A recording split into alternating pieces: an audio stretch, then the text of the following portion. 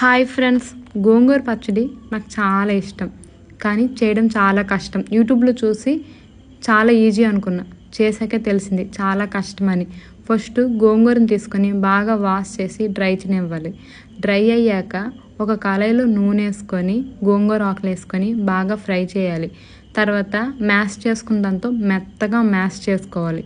ఇప్పుడు మసాలా కోసం మెంతులు, జీలకర్ర అండ్ ఆవాలు, ఎండుమిర్చి, వెల్లుల్లిపాయలు వేసి ఆయిల్ వేసి లైట్గా యాగనివ్వాలి. తర్వాత ఒక ప్లేట్లో తీసుకొని చల్లార్చుకున్నాక ఇది మిక్సీలో వేసుకొని మసాలా ముద్దలా చేసుకోవాలి. పొడి మసాలా ముద్దలాగా ముద్ద అయితే లాస్ట్కి ఇలా వచ్చిందండి. తర్వాత తాలింపు కోసం పోపు కోసము ఆయిల్లో ఎండుమిర్చి, ఇంగువ, జీలకర్ర అన్నీ ఏటేటి కావాలో అవన్నీ వేసుకొని తాలింపు బాగా వేగాక ఈ గోంగూర ముద్దను తెచ్చి ఇందులో వేసుకోవాలి. ఇందులో వేసుకున్న తర్వాత ఇప్పుడు మసాలా చేసాం కదా, మసాలా కూడా వేసుకోవాలి.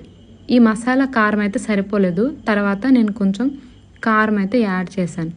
పచ్చడి టేస్ట్ అయితే బాగానే వచ్చింది, కానీ ఎలా చేస్తారో నాకు తెలియదు. ఎలా చేస్తారో కామెంట్స్లో చెప్పండి.